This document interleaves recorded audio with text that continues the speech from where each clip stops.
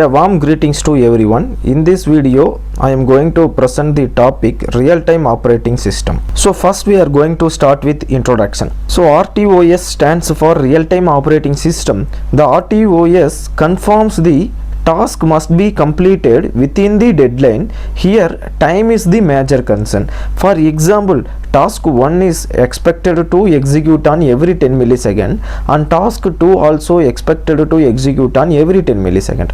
Here RTOS confirms that the task 1 and task 2 executed on every 10 millisecond. There are three types of RTOS available. First one, hard RTOS. In this type of RTOS, missing critical task deadline will cause system failure. Example, car airbag system. Second one, from RTOS. In this type of RTOS, missing deadlines will not cause system failure but reduces the product quality, like multimedia operations. Third one, soft RTOS. In this type of RTOS, deadlines are not a major concern, like online portals. So this is the crisp explanation about the RTOS.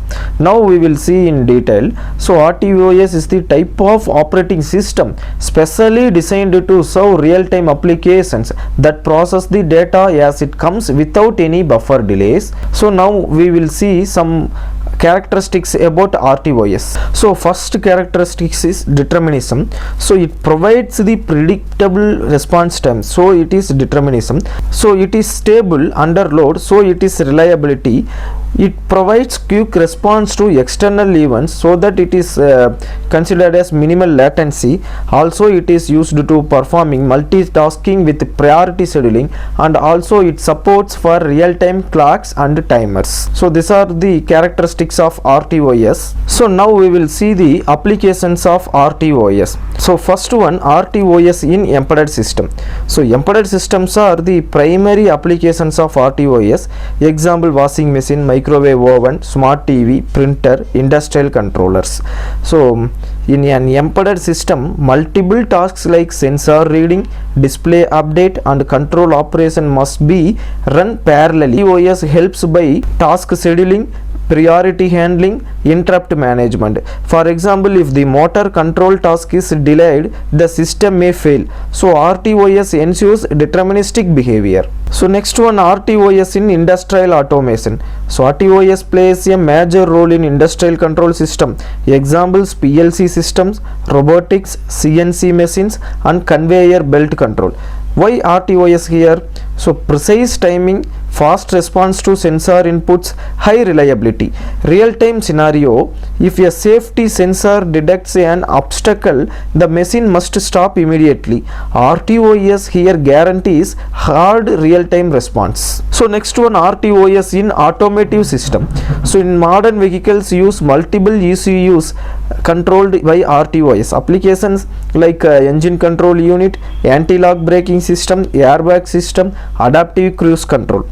So in automotive systems, even a few millisecond delay may lead to accidents. Hence RTOS is mandatory. So here we are using hard real-time system in automotive systems. So next we are going to see RTOS in medical devices.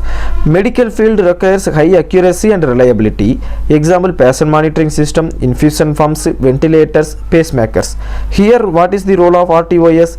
To detect continuous monitoring, alarm handling, data acquisition without delay. For example, patient life depends on correct timing. So RTOS used instead of general purpose OS. So RTOS is widely used in embedded system, industrial automation, automotive systems, medical devices, aerospace and defense, consumer electronics, networking system, also IoT applications. Wherever timing is critical and delay is unacceptable, RTOS is the best solution. So next we will see RTOS architecture and components. The main components of the RTOS is task, scheduler, interrupt service routine, clock tick and inter-process communication, IPC. First we will start with tasks. A task is a small independent unit of execution in RTOS. It is also called as thread. So characteristics of a task is nothing but each task has its own stack, priority, state. A task can be in different states, that are ready state, running state, blocked state, suspended state. For example, in a washing machine, one task for water level sensing, another task for motor control, one task for display update. So RTOS manages all these tasks efficiently. Next important component is the scheduler. The scheduler decides which tasks would run at any given time. Types of scheduling: preemptive scheduling, that means high priority task can interrupt low priority task. So next one, cooperative scheduling. In this mode, the task releases CPU voluntarily. So next, priority based scheduling. Each task is assigned a priority and highest priority ready task gets CPU. So scheduler ensures deterministic execution in RTOS. Next we are going to see interrupt service routine, that means ISR. So interrupt service routine is a special function executed when an interrupt occurs. Why ISR is needed?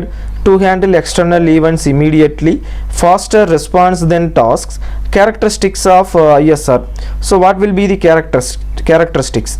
Very short execution time, no blocking operations, higher priority than tasks. For example, when a sensor generates an interrupt, ISR reads the sensor data, notifies the corresponding task. Here RTOS allows communication between ISR and tasks already. So here RTOS allows communication between ISR and tasks safely. So now let us see clock tick. A clock tick is a periodic interrupt generated by a hardware timer. So functions of clock tick: task switching, time slicing, delay management, timeout handling. For example, each clock tick represents a fixed time interval, for example 1 millisecond. Role in RTOS. So here scheduler uses clock tick to decide task execution, enables real-time control. So finally let us discuss IPC, that means inter-process communication. It is used for communication and synchronization between tasks. Why IPC is required? So tasks run independently, data sharing must be safe and synchronized. So common IPC mechanisms. So semaphore means it is used for synchronization. Next, mutex, it is used for mutual exclusion. Okay, so next, message queue used for data transfer. Fourth one, event flags, it is used for event signaling. Sensor task sends data to processing task using a message queue. So next we are going to see types of RTOS kernel. So first one is monolithic kernel. In this mode, all operating system services run in kernel space, like memory management, process scheduling, file system, etc. It is fast but can be less secured and harder to maintain. Example, Linux and Unix. So second one, microkernel. Here only essential core functions run in the kernel space, other services run in the user space. It is more secure but slower due to context switching. For example, Minix, QNX, L4. So next, modular kernel. It combines features of both micro kernel and monolithic kernel. Runs some services in kernel mode and others in user mode. So for example, Windows NT and Mac OS. So next we are going to see RTOS architecture. First, application layer. This is the top layer. Here we write our application tasks like sensor reading, motor control, display update and communication tasks. Application tasks never access hardware directly. They always use RTOS APIs. So next, RTOS kernel layer. This is the heart of the RTOS. The kernel is responsible for task scheduling, task management, interrupt handling, clock tick and IPC mechanisms like semaphore, mutex and message queue. It decides which tasks could run and when it should run. Okay. Next we are going to see HAL or BSP layer. So it is hardware abstraction layer. This layer hides the hardware details from RTOS and application. It contains device drivers, timer configuration and interrupt services. It contains device drivers, timer configuration and interrupt interfaces. If we change the hardware, only this layer needs modification. So finally, hardware layer. This is the bottom layer. It consists of microcontroller, memory peripherals, timers and interrupt controller. All real-time operations finally execute on this hardware. The architecture overall flow is very simple. Application uses RTOS services, RTOS communicates with the HAL controls the hardware.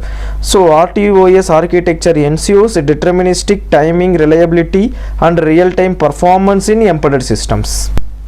So next we are going to see task management and scheduling. As we discussed in earlier slide, there will be a different task states that are ready state, running state, blocked state and suspended state. So scheduling algorithms like rate monotonic scheduling, so it provides a fixed priority, shortest period is equal to highest priority. Okay, so next one, earliest deadline first. Here dynamic priority based on deadline. So next, priority based scheduling. Here tasks are scheduled based on priority values. So context switching is nothing but switching from one task to another, saving and restoring context. So next we are going to see RTOS in embedded system. It provides a memory efficient, minimal latency and portability. So that RTOS is required for embedded system. So examples of some RTOS are free RTOS, it is open source and widely used RTOS. Next, VxWorks, it is the commercial RTOS and it provides real-time performance. Next, RT Linux, it is Linux based RTOS. Next one, MusiOS 2 and 3, it is safety certified, used in medical and automotive. So these are some examples of RTOS. So in this slide we are going to see difference between real-time operating system and general purpose operating system. First one, timing. Timing in RTOS is deterministic. At the same timing in general OS it is the non-deterministic. Second one, task scheduling. In RTOS task is priority based and general OS task is fair time sharing. So use case for RTOS is embedded systems and use case for general OS is desktop servers. Okay, so next, response time for RTOS is real time, but response time of general OS is variable. So RTOS is essential for systems where time bound response and reliability are critical. So this is the concept of real time operating system. I hope you all are understand. Thank you so much for watching this video. Once again I thank everyone.